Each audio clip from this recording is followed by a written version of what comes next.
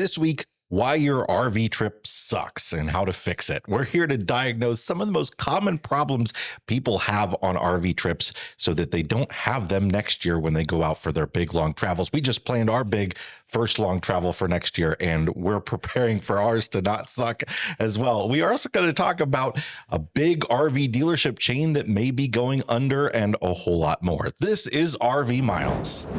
Chances are you've seen them on the road. That's because Blue Ox designs and manufactures the best towing products in the industry. Just look around. You'll find them on highways, in campgrounds, and anywhere you find people traveling in the great outdoors. From award-winning tow bars and base plates to a full line of weight distributing hitches, adjustable ball mounts, and now they have fifth wheel hitches too. With Blue Ox, towing doesn't have to be a drag. Visit blueox.com for more information.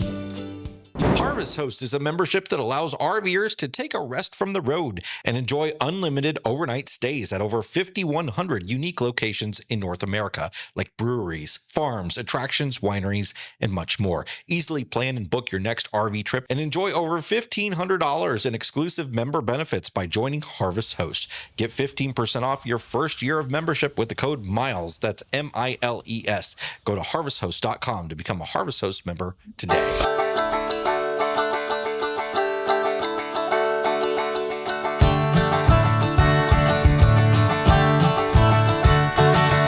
Welcome to episode number 341 of RV Miles. I'm Jason. And I'm Abby. And we are two RVers who, along with our boys, have been crisscrossing all over North America, trying not to make our RV trips suck since 2016. Here at RV Miles, we talk all things RV and outdoors, from industry news to travel destinations, our national parks, and a whole lot more. Welcome back, everybody. We had last week off, and we're all back together here, right? And as we had last week off, but then 2 weeks ago, Abby was not here. So it's been a while since any of you have seen Abby. So she's here. Abby, you want to give us an update on what you've been up to? Well, this weekend will be the first weekend I've slept in my own bed in 3 weekends. So I'm really looking forward to that. It has been very busy. So last time I was here, Ethan and I were prepping to head to New Orleans for the Taylor Swift concert. So that finally, after 10 very long months, we had gifted these tickets to him in Christmas 2023. So after 10 very long months, we road tripped down together, the two of us, to New Orleans. It was such a great trip. I highly recommend to anyone, especially if you have kids that are in the teenage years, the tween years, older kids, that if you get an opportunity to just one-on-one take a trip with them, it is so important. It's so valuable. I'm so thankful. The concert was like the bonus to the whole thing. But I also think, though, like, now that the year has mostly gone by and we gifted our kids all concert tickets for Christmas last year, I think we can now report that was a very successful gift, especially for people who like don't have room for a lot of stuff. So especially if you're like full-time travelers, a big experience like that is kind of like they got a gift twice, because they got a gift at Christmas, and then when you go to the concert, it feels like another gift. I had a great time.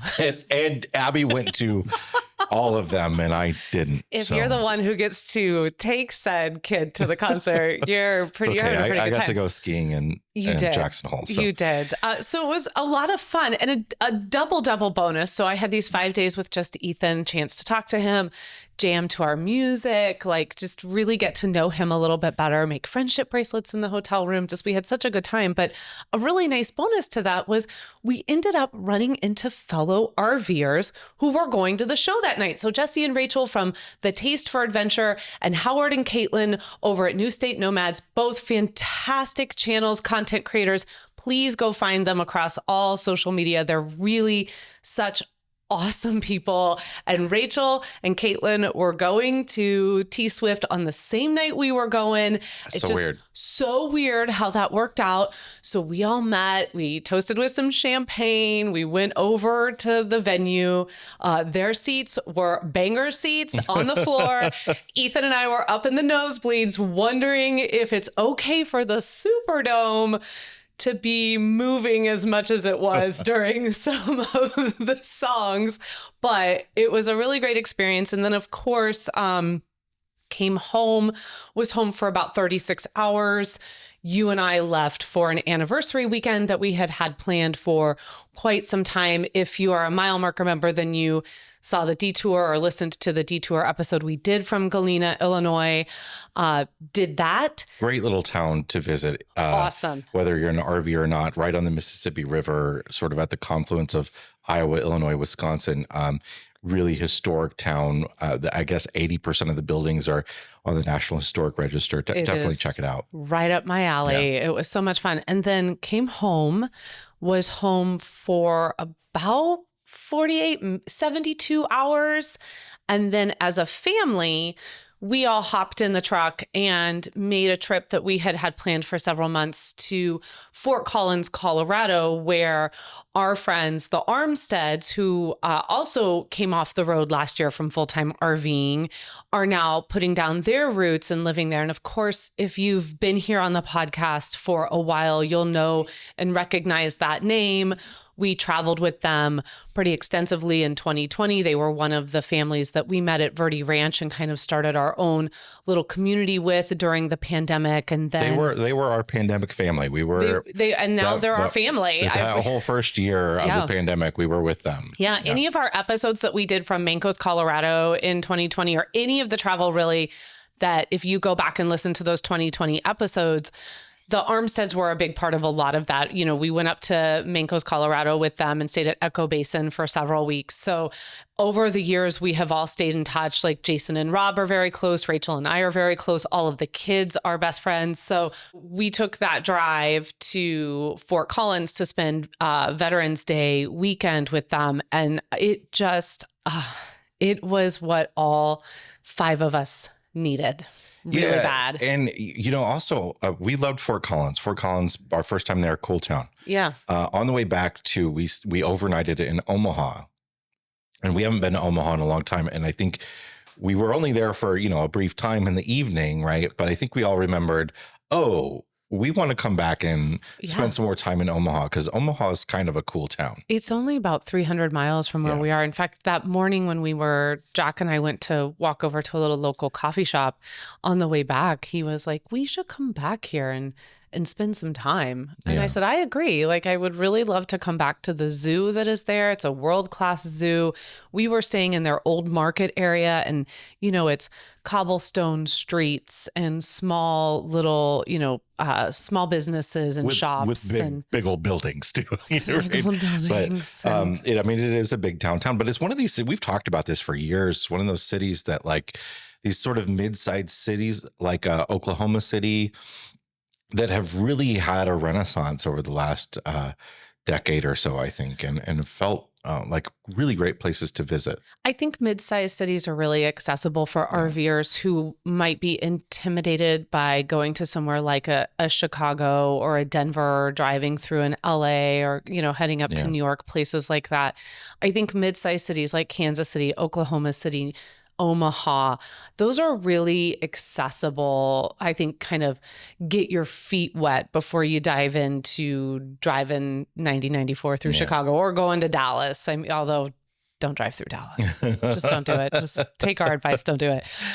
Speaking of that, did you hear about this guy that got a toll for, I think, $576? Well, I did, Jason. I think it was on this weekend's news. Oh, did you listen? You normally don't listen. No, I saw the thumbnail. Okay. Yeah. Crazy. They drove in the express lanes, and they knew they were going to get a toll. Wow. But they didn't know how much, because, the express, I think it was Virginia. And a lot of the express lanes across the country now have sort of these variable tolls where it goes up depending on demand. And they ended up getting a bill the next day for $567 or $76. I can't remember, for a route that saved them 20 minutes. Oh, wow.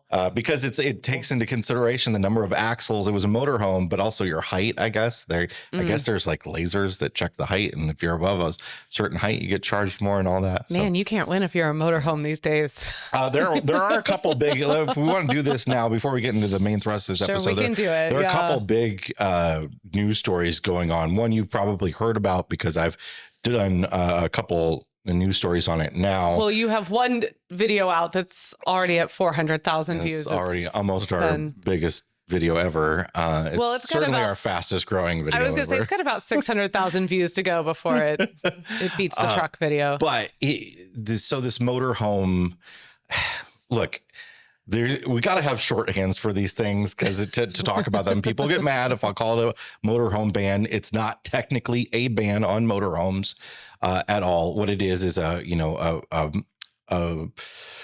environmental regulation that is causing manufacturers to have a certain amount of their fleets be what they call zero emission vehicles.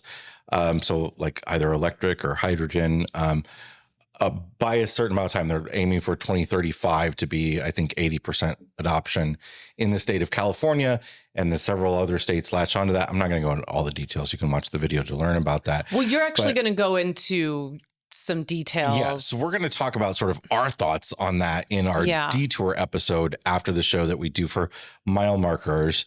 So I want you to check out those videos though that I've done on that. I did that video, and then I did a news story that followed up on that. And if you want to become a mile marker member and hear us blather on more about it, you should. But you should also become a mile marker member because we're adding a new benefit for mile marker members. Yeah. So let's dig into some more news. So this is actually something we've been wanting to do for a really long time, and we kind of really couldn't find its voice. Like, where would it live? So we are bringing a benefit. One of the things we've wanted to do for mile markers for a while now is kind of bring in the news component over there. So what we do here at RV Miles, so much of it is news focused, especially over on our main YouTube channel. So we're bringing in, and I think we're test driving a few names on we don't have a name for it yet. We would maybe if you got help. We would love to have something RV fun related. Talked Fastlane, Newswire. What it is, we should explain what it is, it's a people can think email. about it. It's going to be an email that I put out every week. That is, when I put the news roundup together, over the course of that week, I've gone through, hundreds of news stories out there, and I'm making an editorial decision to choose the top ones that I want to talk about on that news roundup. So what I'm going to do is start sending out a weekly email that's going to have links to all kinds of RV and camping and public land stories that I might not have been able to get to on that news roundup, as well as the ones that I cover. And, maybe I'll put like a little 1-sentence blurb that's sort of my take on that story. Read this. Very important. What is going on? Just a quick interpretation for you. Sort of just a quick, here's the story, here's our take, moving on. So be a real great, easy to digest grouping of RV camping public lands news stories. So that will, it will expand upon the weekly RV news videos and now podcast episodes that we're putting out. Yeah. So this is something that we're going to be bringing to our mile marker community, and we would love to invite you to come over and join that. In fact, for a limited time right now, we're offering a free month trial. So you can come over for free. You can check out all of our past detour episodes. You can take a look at this new newsletter that Jason is going to be putting out. Is it going to be called Newswire? Is it going to be called Fastlane? Is it going to be called one of your suggestions? Who knows? We'll see. It's going to premiere next week. But if you want to become a mile marker member, if you want to try it out for free and access all of the things and the thank you perks that we give to that community over there, there's going to be a link both in the description of the podcast show notes as well as in the description on YouTube, or just make it easy on yourself and go over to rvmiles.com/mile marker. And the very first thing you're going to see in that article is the limited time offer to become a 1-month mile marker member absolutely for free. Come check it out. We would love to welcome you to that community, and you can get a little bit more news in your RV world. There is one big other news story that I want to touch on here quickly. I'm going to be doing a special report on this over the weekend. One of the biggest RV dealership chains, Lazydays, they have 26 stores. That doesn't sound like a lot maybe to you, especially when you compare them to somebody like Camping World, who is the biggest RV dealership chain that has over 200 stores.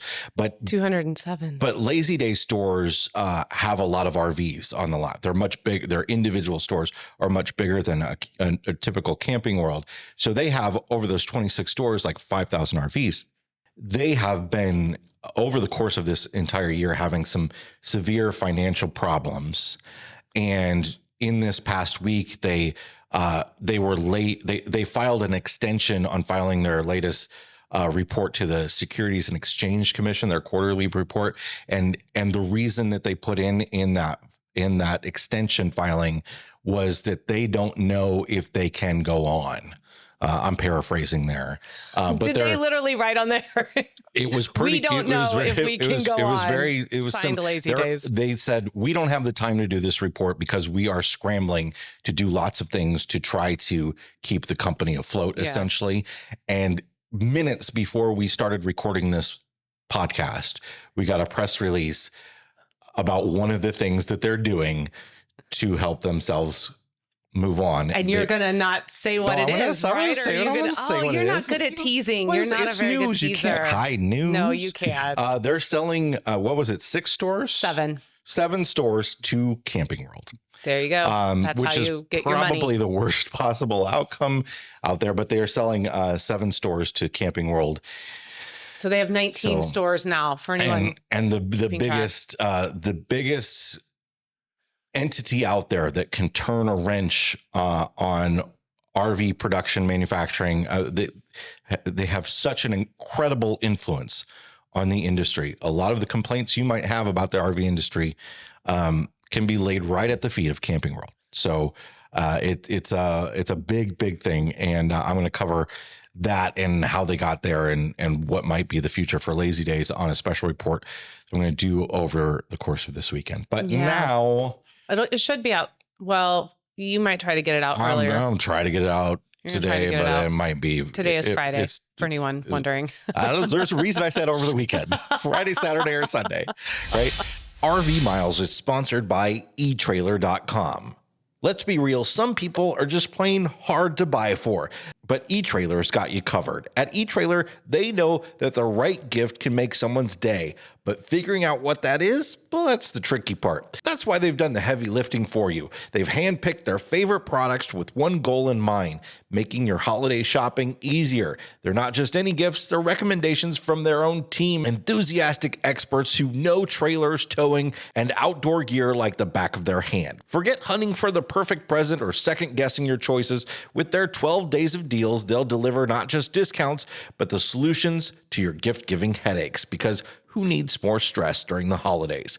They're happy to help you get it done, find the perfect gift, and skip the hassle. Make the season merry, simple, and maybe even a little fun at eTrailer.com/gifts.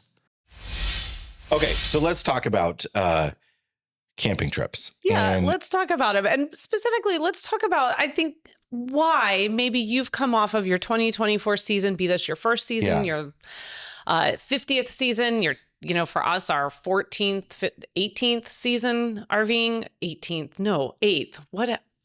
Math is hard today. Math is very hard today. Part of what spawned this is just got done booking the big thrust of our spring trip, which is going to be like 7 weeks long. And we're going to get into the details of booking that and some thoughts about booking that in another episode and where we're going and all that. But we thought that it would be good to talk about in this time when people are taking the time to plan next year's travels. And if you aren't, here's spoiler alert on that future episode about us booking. You should be planning. Yeah. This is November and we were looking at April, May, and we weren't the only people looking. Yeah, clearly. So we thought though, there are a lot of things that people, complain about disasters that they've had on their trips, issues that perhaps could have been avoided. So for folks that are new at this or have been doing it for a long time, even, we thought we should run through some ideas about things to make your RV trip go a little bit smoother. Yes. So we've got 10 reasons why your RV trip sucked and potential ways that you can fix it. So number one, biggest complaint, biggest thing that we hear from people as to why all of a sudden their trip just sucked, awful: overcrowded campgrounds. getting into that campground, being sardined in with everybody else, especially if you're talking from the private campground sector. You're smashed in there with all these people. It feels very crowded. You can't use any of the amenities because the amenities are so small. They were never built to be like for all the people that are in there. There's nothing more disappointing than like getting to a campground and you've booked like it's going to have a pool and it's going to have a playground and you're kind of looking at it as being the place that you stay for that week. And then the pool can only accommodate like a quarter of the people that are there. And it's just packed constantly. I think there's a couple different things that people mean when they say overcrowded. Like, for sure. I think you hit on both of them there, but one of them being, well, the campground has all the sites sold out. Which might mean it's hard to get into it's hard to book the campground. It could mean all the sites are sold out and there's just too many people there, or it means all the sites are too close together. Yeah. So I think let's start with that one, the sites too close together thing. That's a challenge that obviously you can't fix by changing the topography of the campground. But here's a big tip I think I have for this one is stop preferring pull-through sites. Pull-through sites are great because you don't have to back up. I know how wonderful that is for a lot of people, but pull-through sites require that campground to make that site much, much longer. And in order to pack them in, get the number of sites per acre that they're trying to get, pull-through sites almost universally have a smaller lawn area. Yes. Or maybe it's not smaller, it's just longer and thinner. So you are naturally closer to your neighbor. Yeah. If you choose a back-in site, generally you're going to have a better campsite than most pull-through sites if being close to your neighbor is your big concern. Also pay attention to when you're booking as to whether or not they do something called buddy sites. Some campgrounds will do buddy sites where you both are pulling up to shared green space. Right. And sometimes that's great. Sometimes it's awful. Sometimes it's great. Sometimes it's awful. Another tip, if you have to do a pull through site, is in order to maybe give yourself a little bit more space, try and grab something on an end. So that would be an end site where your door is facing away from the row of pull through sites, right? So that inside your door is going to look out, and oftentimes it's going to be a green space, and then it's going to go out to maybe there's a road or something that's going through there. But a lot of times it will offer a little bit more space. If anything, you won't have another rig right up on you when you come out your door. You'll have what will feel like a little bit more open space. So those are a couple of tips from a campground perspective. Of course, if overcrowding in a campground is something you're concerned with, then I think taking a look at that campground's map and how that campground is laid out before you go, maybe take into account how many sites are in this campground. Now, we've talked a lot, we have a past episode about Fort Wilderness at Disney, and that campground is massive. It's huge. I think there's over 800 sites in this campground, but they have it laid out where they are loops. So different loops with X amount of campsites in each loop. So you don't feel like you're with 800 it's not people. Rows with street names. It's laid out like a state park. So obviously, most state parks are going to have a better campsite as well over a private park. So you can, prefer those as well. It becomes problematic if you want full hookups. But if you really want the private park experience, you just want to be more selective, and maybe you're going to have to pay that site lock fee to get the site you want. But also, look, we just posted in the RV Miles Facebook group about suggestions for campgrounds. And, we got lots of information about a couple places that we're looking at going in the spring. Mm-hmm. And people will give you that information. You don't feel like you have to dig for it all yourself. You can go to some of these resources like forums and Facebook groups and talk to people and find out whether the type of camping you like to do, whether that's going to be comfortable at the campground you're going to, and get some ideas about what you might like. Yeah, there's lots of sites you can go to. RV Life has their own campground reviews site. You can go over to Campendium, take a look over there as well. Of course, asking in the RV Miles Facebook group like we did is a really great resource because you're getting kind of right there in the moment responses from RVers. So kind of do a little bit. It's a lot of extra, I know, but I think when you're looking at like, this is our trip for the year, or we're wanting, as much relaxation as we can get out of this as possible, take a little bit of time to do some research before you go. And it'll really help sort of take that stressor. Talking into number 2, and you kind of touched on it briefly a second ago. It kind of feeds into it, the number of people out there. National parks being overly crowded. Yeah. And then you feeling like you cannot enjoy the park. And that's harder than a crowded campground because it becomes a situation where parking areas are impossible to stop at. Trailheads are impossible to get to. The old adage that's been going around for a while, still very, very true. The vast majority, like over 90%, of people that visit national parks don't go further than 100 feet from a road. Mm-hmm. It's still true. And so our upcoming 2025 travels have us hitting 1, 2, 3, 4, 5 incredibly popular outdoor locations. And one of the things that we will do is obviously if there's timed entry for anything, we need to be on top of that. Make sure you get your timed entry. That's really important because those parks are trying with the timed entry, as frustrating as I know some of you feel that it is, they are trying to cut down. Yeah. They're trying to make sure you have that parking spot, that you have the opportunity to go to that popular location within the park, that you get to have that experience that isn't, my trip is ruined. It's so overcrowded. It's miserable in here. So I did a whole video on this exact topic about national parks, is why your national park trip sucks and how to fix it. That's also, if you're not a video person, we also put that out on the National Parks podcast feed, our America's National Parks podcast. So you can check it out there or on the video that I did on it. And we'll put that in as a link in the show notes for this episode. So you can get into all of our tips about visiting national parks and public lands and avoiding the crowds there, because it is very, very doable. Yeah, it's very doable. I want to mention one, and then I want you to go over and read all the rest. But the biggest one, we've been talking about this since the dawn of the RV Miles podcast: stay in the park after dinner. Bring your dinner into the park.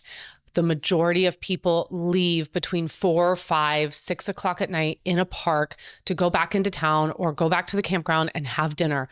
Bring your dinner in, bring your Blackstone, bring your cooler, stay in the park. You will feel, we have been in parks like Yellowstone, Yosemite, and we have felt like we have had that entire park to ourselves because everyone has gone. And there is nothing that even after sunset. Even after sunset. It's so spectacular. So we've been to you go to a popular sunset location, and then that sun dips below the skyline, and you hear all the tripods start to close up and all the camping chairs start to close up. And you're like, bye. You got a whole nother hour to walk around in daylight. It's fantastic. Not daylight, I guess twilight. But okay. So let's switch gears a little bit, and let's not talk so much about destination, and let's talk about the actual RV itself. So one of the things that can really make an RV trip just miserable is if you find out that you have multiple, you don't find out.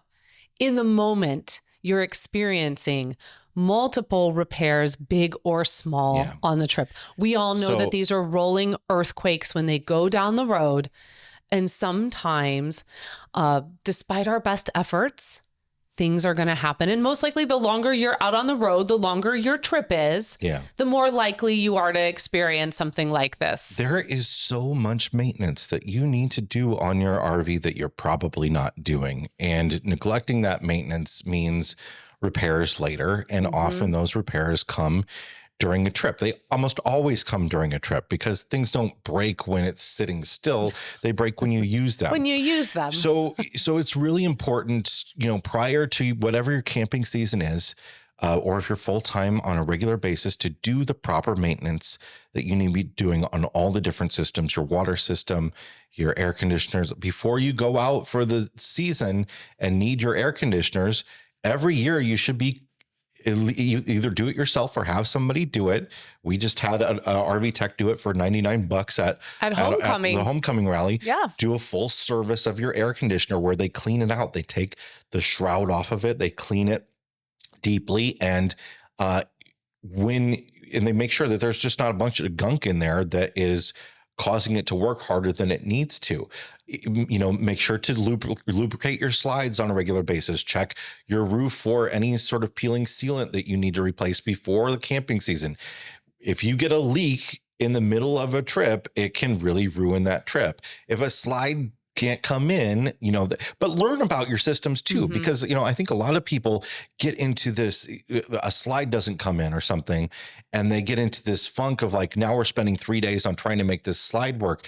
You can hand crank those slides. There is a process in place for them to close manually. Learn how to do that so that you can just do it manually. And then when you get home, you take it to an RV dealership and have it fixed. Learn how to fix those things and have backups to things. If you're not comfortable using your propane and you don't ever use your propane, you always use your microwave and an electric heat. At least have propane ready and available in case something happens with that microwave and you have the ability to then cook some food. Just have backups and options and learn about all the systems. Have some basic tools with you so you can quickly deal with the things that need to be dealt with. And frankly, I say this a lot, spend the money to have an RV tech come out and fix it instead of feeling like, if it's a little problem, this little problem I need to have my warranty deal with and have it be in a shop for 6 months while the warranty deals with it. Hold on. I got to take this off. It is squeezing my head and it hurts so bad. Oh my gosh. I tried so hard to have cute hair today. If you're listening, Abby had a headband on that I have to take it off. That was turning her I have the worst headache now, and we have only been doing this show for like 20 minutes. So it is what it is today, folks. This is bedhead that I tried to make cute for the show. Next up is extreme or severe weather. Yeah. So this is something that we have experienced several times out on the road. Yeah. And we know that as the years have gone by, it does seem like we're talking a little bit more about this each RV season. Wherever you're going, be that west, east, north, south, whatever, please be weather aware. Spend a little time to learn about what is the weather like in that area during this time of year. If you're headed down during hurricane season, what is your plan for that? You might be going places that you've never been before and you don't understand what their weather systems are like. You've never been in a dust storm before. Know what to do in a dust storm. It's wild. Just know it's a wild experience. Know what to do if a tornado comes and where the tornado shelters and all that sort of stuff. Again, a lot of this stuff is about advanced knowledge, but also, feel free to get up and move and change up your plans or leave your RV behind and go to a hotel room.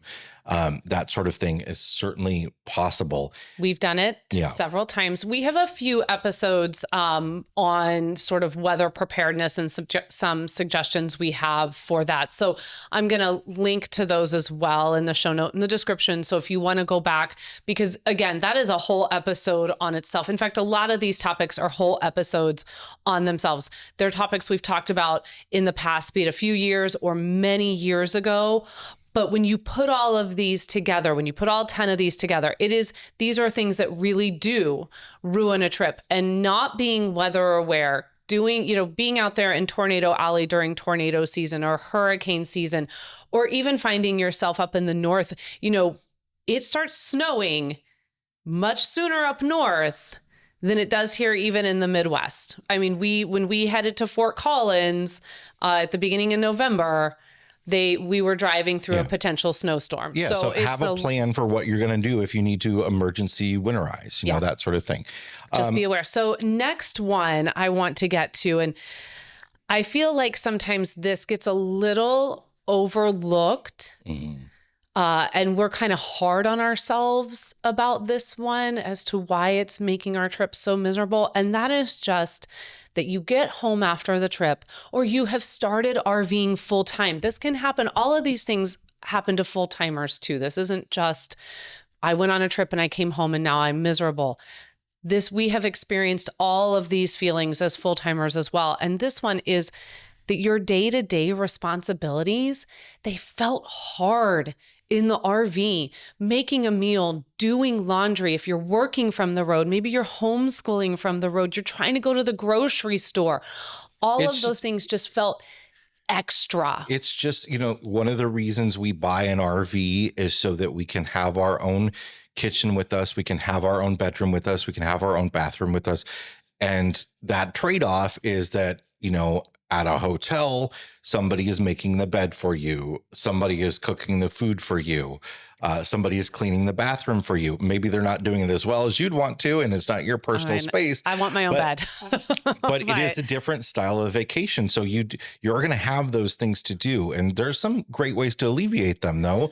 And I think the best one is having a checklist and just have a list of the things that you're going to do so that you aren't like last minute thinking, oh gosh, I'm out of underwear. We need to do laundry. But if you've planned like, okay, I have X number of outfits for, this week, and then we're going to do laundry on this day. And then I've got, again, a lot of this comes down to planning, meal planning, knowing what you're going to cook, having stuff cooked, having meals already planned and the food bought for them before you go out and travel. Or just be willing to go out to restaurants.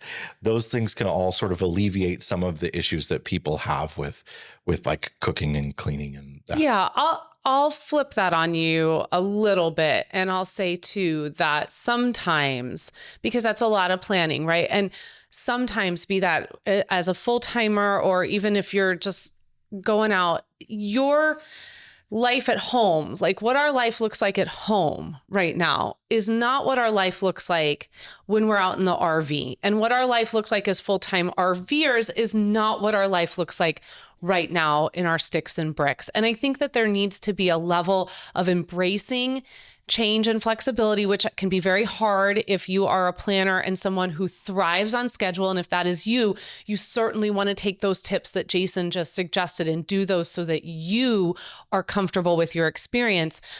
For those who do not need that level of detail, just be okay with maybe the laundry being a little bit dirty. Be okay with knowing that there's going to be a few little extras.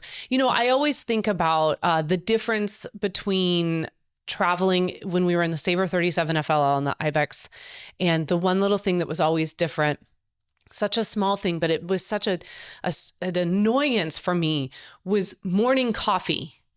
It was so much harder to make coffee in the morning in the Ibex than it was in the Sabre because of the layout of the rig, because we were in one space.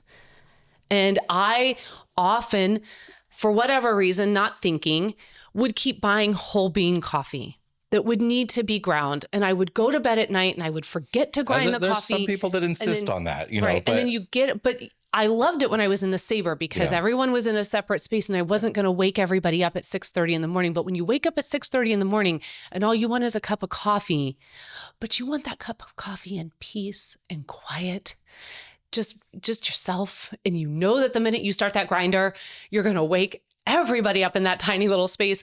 It's those little things, and it's learning. Sometimes things like that just happen. You don't know until you get into the environment, right? I definitely don't think you should be like the over planner either, unless like that's just the way you and your family operate. Because if you're like the over planner and you're getting on this trip and all of a sudden you're barking orders and telling everybody this is exactly how everything needs to go, they're not going to have fun either.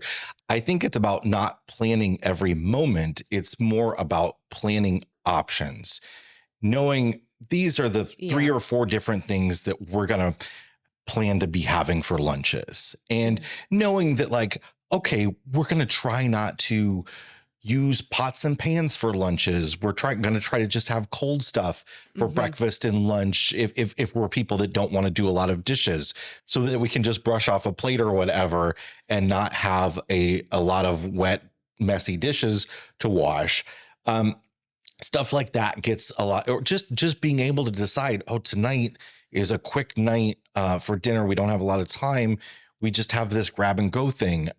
Just having those things in your back pocket ready to go can go a long way to reducing the stress of being like, oh, now I have to cook a full lunch for 5 people, right? Yeah.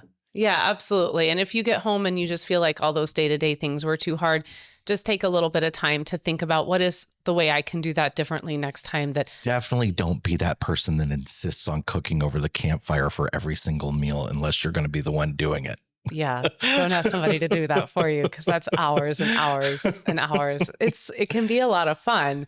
It can also, when you're hangry, be absolutely miserable, and you eat a lot of cheese and crackers while you wait for that person to finish cooking. Ask me how I know.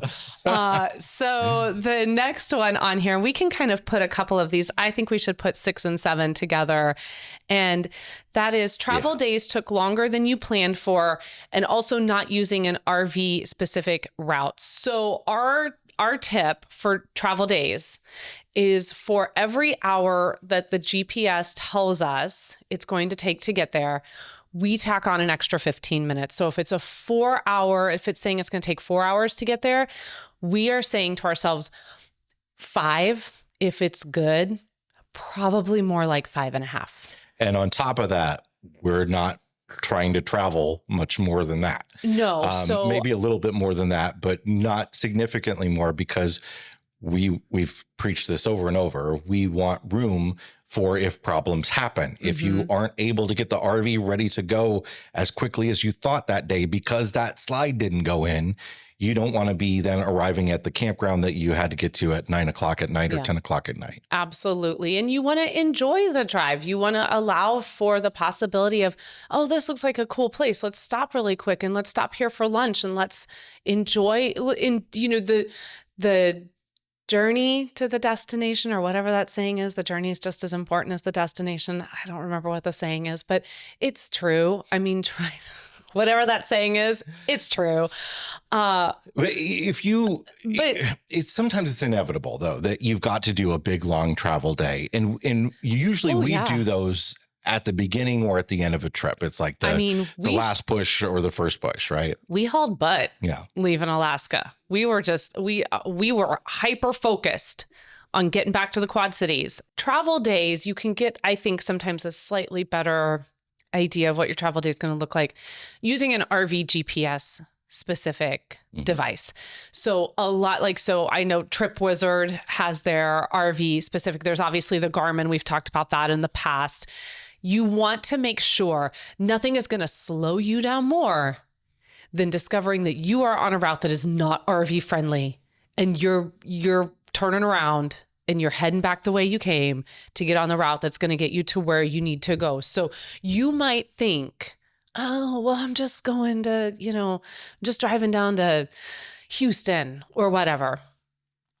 Just run it through an RV specific GPS system. Like just make sure, because we'll do like Apple or Google, but then we'll go and put it up against the other one and look at them both, just to kind of get an idea, like, are they paying attention? With the ibex, we would, to be honest, use Apple and Google more than anything because it was small.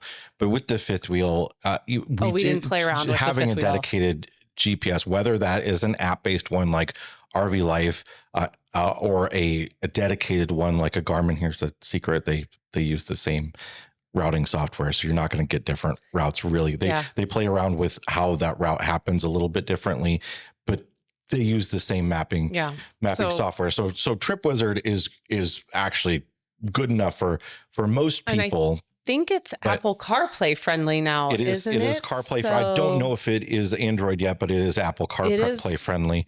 Oh, now, well, there's only one phone out there. It's an Apple phone, iPhone. You just want to alienate half our listeners. Okay. I'm not. Okay. Those are phones. This is just the one phone. There are options for you, but know your route. No, we've also recommended many times in the past getting a trucker's atlas, the motor carrier's atlas. Absolutely. By the way, I priced a 2025 one when we were at a gas station. I don't know if this place was just price gouging or what, but it Oh, was no. $55 for not even the nice spiral bound one. Like, that's crazy. The price has been going up year after year after year, Yeah. and it's starting to they're starting to reach a level now where you're like, even, come on now, like, for real, because you have to buy a new one every single year. It's wild. So again, you're going to want to just know you're going to need a little bit more time, look at an RV specific route. And then I feel like this kind of leads into that a little bit. And this one here is that you never felt comfortable driving or towing your RV. So these stressors of your travel day, the route that you're going to be on, those can be kind of heightened stressors already to begin with. But if you add on to that you're sitting in the driver's seat and you just Or the passenger seat. Because some of us feel stressed in the passenger seat. It's important to consider that. It is. Yes. Don't ignore that, because that person is then having a stressful vacation too. Please do not make them feel bad for that. Like, talk to them, help them understand what's happening on the road, bring them into the conversation. But for you as the driver, if you are going into this before you take off and you're like, I don't know, figure out a way to know. Like, try to get a little bit of practice in beforehand. Learn more about how your motorhome works, as you're driving it. Learn more about how your truck is going to work when you're towing it. Get in a little bit of practice. Go to a big empty lot, hook up that rig, go to a big empty lot, drive it around, practice backing it in, all of the things.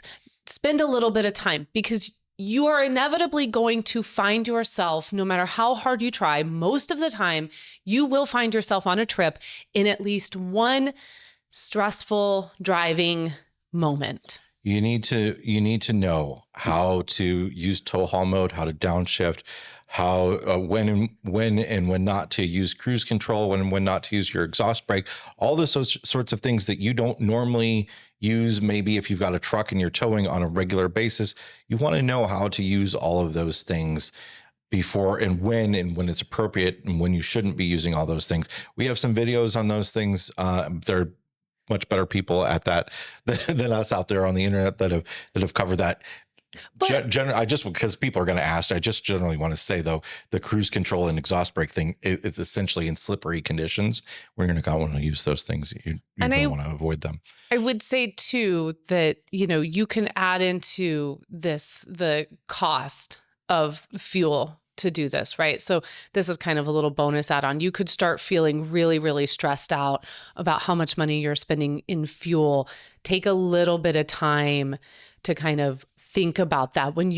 What you're getting when you're driving around town, your MPG is not going to be the MPG that you get when you're towing. It's pretty much, I think, going to get slashed in half. I think it's best to just go to the gas stations and cover your eyes and just fill up. Sure. When you're on your vacation. Or you could get the latest edition of RV Today magazine, and there are 8 fuel saving tips in there from yours truly. Yes. And you can read up on those. And there's some really good, they did a really nice job of adapting one of our past episodes into an article on RV Today. In fact, we work with them every month. They take past episodes of ours and turn them into little tips and tricks inside the magazine. But this is a good one because fuel is expensive, and it is not what you're paying at home may not be what you're going to pay, especially if you're headed west. So, there's other places it might be cheaper if you're in the West and you're heading, east, might start to get a little bit cheaper, but fuel's going to be expensive, and that is going to stress you out on your travel days. A couple of more, and then I think we're done here. These two, again, go a little hand in hand. Yeah. And the first one is feeling like there wasn't enough time to do everything you had planned and switching campgrounds and locations too often. Clearly, one can cause the other. Yes. Right. And this is the biggest thing that new RVers screw up and learn the hard way is they don't have a lot of time to go out. And we still we still do this. We just booked this 7-week trip and we had to pull back a lot of what we wanted to do because we were like, well, we can do this, this, and this. And like, no, we have to Mondays. We can never travel on a Monday because all the kids will have online school. We can never travel on a Monday because you've got to do a news video. Yeah. I mean, it was a lot of like, planning. But beyond like our personal lives, though, you just don't want to spend your whole trip driving. No. People think that they can visit 5 national parks within the course of a week and a half. And maybe theoretically you can drive time wise, but you're not getting anything out of that. And you're going to be much happier if you stop somewhere, spend a few days there. A lot of people go by the rule that they never stop at a location and spend less than 2 or 3 days there. If they're stopping, they're staying. I'm not saying you have to do that. And, of course, if you're trekking it out, like we are, making our way halfway across the country to start the trip, you're probably going to want to have some overnights. But generally, if you're going through all the motions of setting up camp and stuff, take some time there. Now, this is different for different types of RVers. If you're in a Class B camper van or a truck camper and your whole thing is just driving wherever you are and you're not setting up a campsite and putting out slides and leveling and all that sort of stuff, maybe it's not as big of a concern for you. Well, I think it's seasonal too for whether or not you are a family traveling with older kids or younger kids, you're a couple, you're a solo traveler. Again, it's really specific to everyone that is a part of this trip, right? It's a little bit easier, I think, for us to move a bit faster now that the kids are older than when the kids were little. Yeah. And maybe that's because they're just more adapt to it now. We've been doing it for so long, like everybody just knows the routine. But I do think that there are a few things involved that come with just having older kids. I think that you and I would move faster if it was just the two of us. I know you would move faster if we didn't have to stop so I could pee every 90 minutes.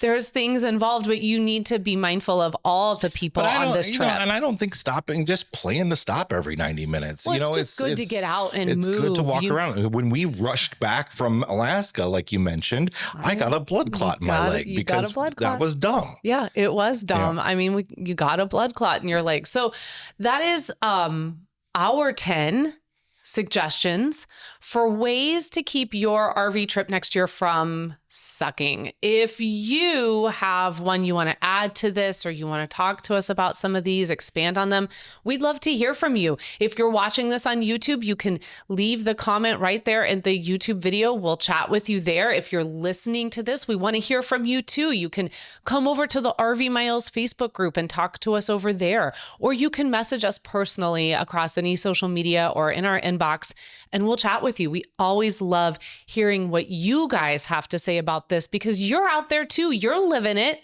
Have you had an experience where you got home and were just like, this was not enjoyable?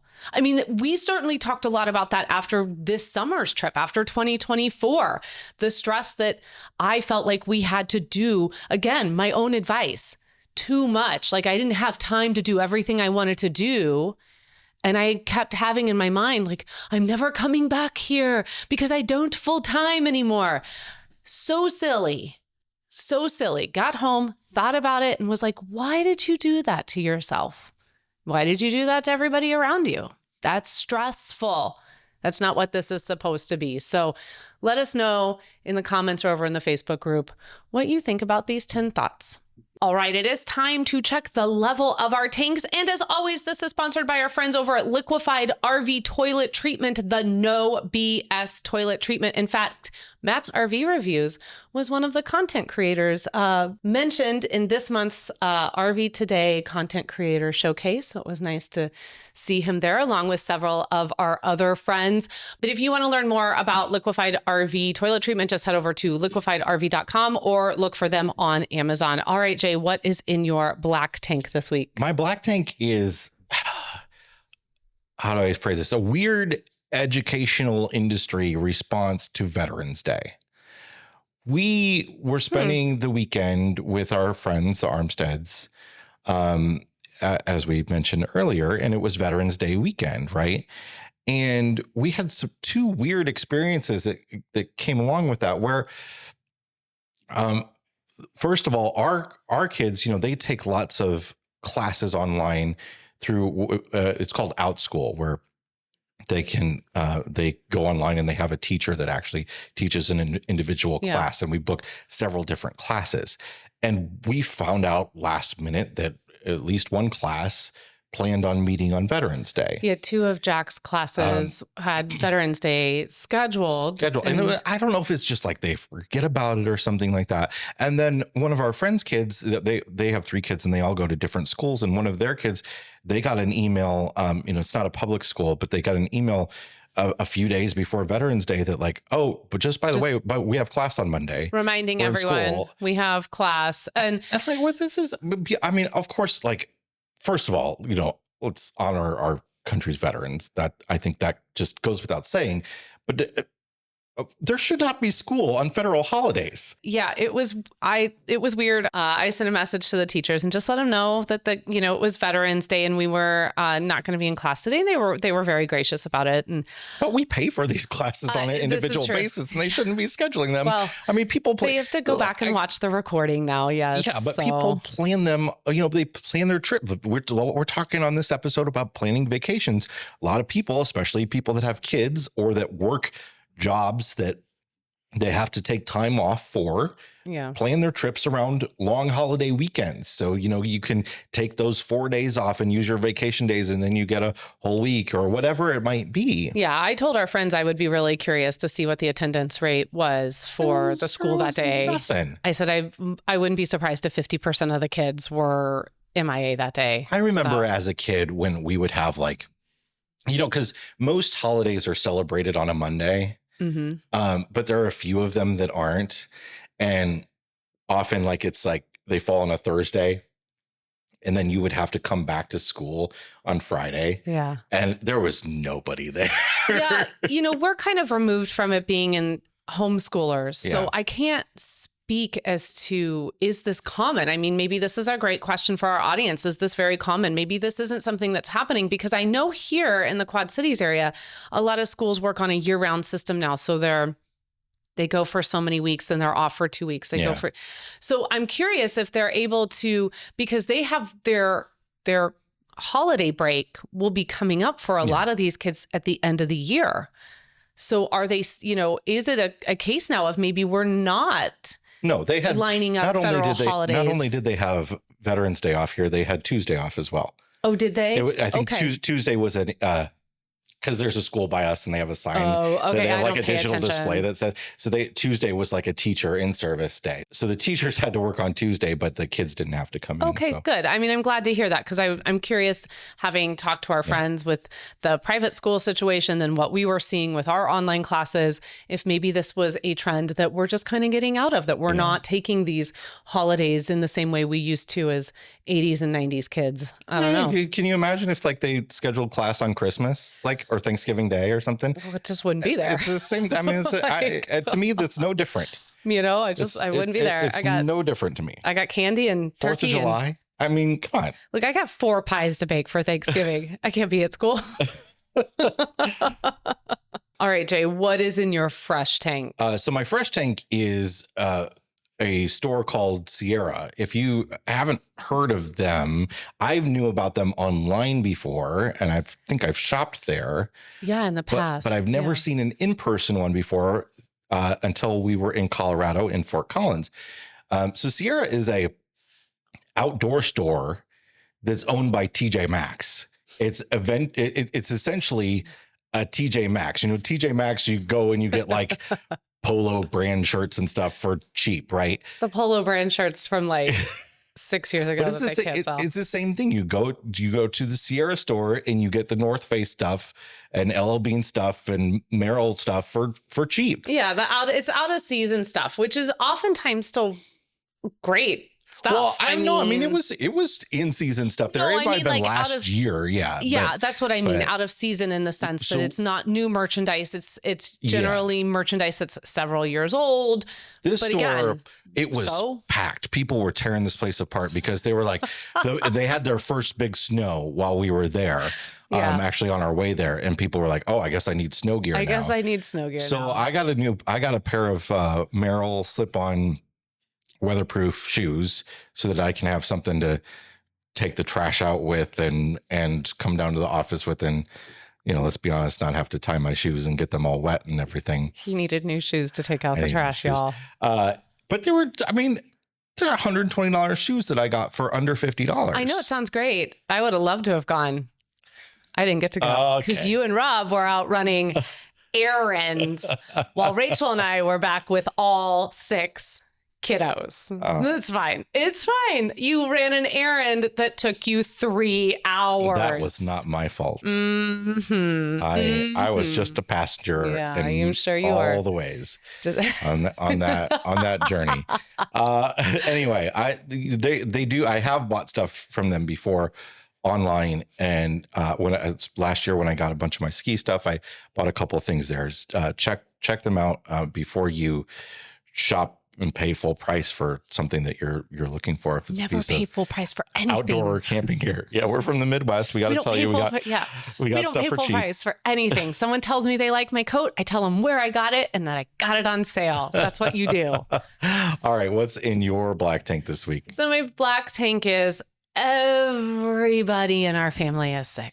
If you cannot hear it in Jason and I's voices, we have been sick. The kids have been sick. It is just, I'm not ready for it. 'Tis the season. I mean, everyone is, busy in classes. Ethan's in rehearsal with 30 other kids. Henry's at basketball. You're just around people all the time. And of course, we're going to pick up on stuff. And it does seem that when one of us goes down, inevitably we're all going to go down. So it started with Jack when he got back from Charlottesville. He must have picked something up either while he was at the film festival or on the plane ride home. And then it just kind of kept going. And so I'm not ready for it. I'm not ready for winter. I'm not ready for the colds that come with it. What's weird is I guess part of it is we saw friends and maybe somebody was sick. Maybe we brought sickness there. I don't know. It's possible that we did. I mean, Jack did not do well in that elevation change. What's weird is there's always been this element, I thought, of kids just get sick going to school. And I think that is a huge element because we've talked to our friends about this and they're saying kids get sick all the time. However, I don't know. We don't have still being homeschoolers as many interactions with other people as most people have. And it still hits us. We still have a decent amount of interactions. I mean, Ethan's in class multiple times a week. He's going to his theater and Henry's going to basketball and golf. Those kids are spitting in each other's faces and swearing at each other for 11 years old. Oh, Henry was telling us. So Henry's playing basketball right now. It's cute little 11-year-olds playing basketball. Their little basketball game. They don't know what they're doing. They can't make a shot. Oh, I don't know what you're talking about. There are kids that are psyching one another out and doing that between the leg dribble, and I don't know what's happening. Henry's just learned this for the first time, and we go out of the car and he's cracking up over this, but he's I got called the F word 3 times. I'm like, are you? So he's the light blue 76ers and he's got his little uniform with his name on the back. He's number 4 and he's a great little defender. And he's one of the taller ones in his age group. So he often gets paired up with the taller kid on the other team. So he's out there and he's defending, he's got his little arms up and he's squeaky on the court with his shoes and he's doing the whole thing. And we'll come out afterwards and the last game, he was I got called the F word 3 times out on the court today. And I was friend? No. Fart? Effer. What? F? Little effer. Little beep. And I was who's called? What? And he's yeah. He's I was defending. I just be I was keeping someone from making a shot. Dude, that means you're doing good, I guess. I said they must. Yeah, you said to him. I said, I guess they see you as a threat. They're but I was wait. these cute little things out there. They look whispering. so cute playing. It's like half of them can't run. It's so great. I mean, we have courtside seats, and I can't hear. They're whispering this. I don't even see them moving their mouths. I know, they're whispering those words to each other, and I'm just like, my head is blown. Of course, we teach our children that we don't. It's language.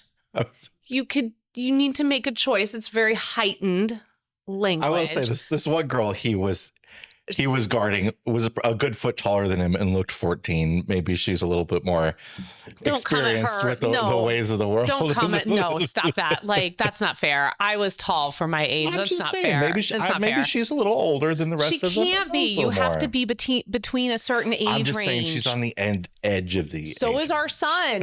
Okay. Well, Okay. never mind then. Okay. That doesn't matter. Like, and something tells me that's not who it was. Okay. So he's having a great time, and he laughed it all off, but still it is. I wouldn't even say that out on the court to someone. I would not be. Yeah, but if they elbowed you in the side, would you? Maybe. I'd just be like, can you not elbow me? Actually, I wouldn't probably say anything. I would just, whatever. I'll just go do my thing. What's your fresh tank this week? So my fresh take actually goes to Interstate I-80 because what a pleasant drive. What a pleasant drive that was. We spend so much time complaining about roads, and that drive out to Fort Collins was fantastic. Fabulous. Like I-80 through Iowa and all of Nebraska and into Wyoming. It's busy through Iowa. I should say that. Like that's the one thing that it's not the greatest is it gets pretty between Des Moines and here. Yeah, it gets pretty busy. Once you get past 35 and you're on 80 that way. Yeah. It's not. But the road itself is still in great condition. Oh, man, it's such a good drive. Yeah. It feels flat, but it's not. Yeah. You're slowly gaining in elevation. Yeah. If you look at it like a topography map of topography, topographic map of Nebraska and Kansas, like they're not like this, they're like this. Well, I was thinking about this. People can't hear that, but I'm doing a hand angle. No, for the audio, he's using hand gestures. But I was thinking about this on the drive back through Iowa, and I was like, wow, Iowa is incredibly hilly. Iowa's very hilly. Our MPG was dropping through Iowa, because it's very windy. We were just getting the wind was hitting us right on. We broadsided the whole time by wind from the north. And it's just up and down, up and down, up and down constantly. And I was like, you think Iowa's like just flat. No, and when you get off the interstate, it's a lot of hills. I mean, it's a lot of hills. Bike riders really think of Iowa is a really tough challenge. Isn't there an Iowa bike ride, Iowa or something? It's the RAGBRAI. It's the registers. It's like right across Great Iowa. I can't remember what it stands for, but it's a big bike ride across across Iowa, where you dip one end of your bike in the Missouri River. And then the other end in the Mississippi. When you get to the Mississippi, it starts and ends in different cities each time, but it often ends here. So I get it now. Yeah. You're like, why are they dipping their tires in the water? No. I get we don't have to have it here, but now my conversation about the Missouri, Nebraska, Iowa border. I get it now. Makes a lot more sense now. Yeah, it makes more sense now. Light bulb moment.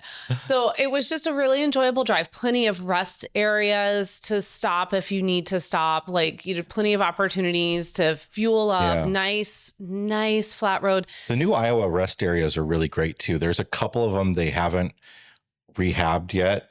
But they're getting might get like the nice one going eastbound and the terrible one going west. And the terrible ones are terrible. Oh my gosh. All I'm asking. They're like the dividers between the stalls are at like chest height. All I'm asking is for a wall that when I stand up, I don't stand up and look over at Linda, who's standing up at the same time. If you walk into a stall, you have to avert your eyes to not look at the people sitting down next to you. It's weird, but the new ones, that's not great. The new ones are amazing. Yeah, they've been listening to this show, obviously. All right, that's it for this week's episode of the RV Miles podcast. Yes, it is. And as a reminder, we're doing a free month trial of Mile Marker membership, and we'd love to welcome you there. So just head over to rvmiles.com/milemarker to sign up. And of course, if you're listening to this podcast, if you would pop over to Apple and leave us a 5-star review and maybe just write a little something. It can be as simple as great info, really like this, Jason's funny. That's all we need. It just helps some of us think you are. You might not think you are. I might not be trying to be funny. Yeah. I didn't say you were trying to be funny, just said you are. So if you would go over there and leave us that review, that just helps put RV Miles in front of a whole new generation of listeners. We thank you so very much. And until next week, friends, please stay healthy. Don't worry if your RV trip sucked last year. It's going to get better, I promise. And keep logging those RV miles. Bye, everybody. Bye.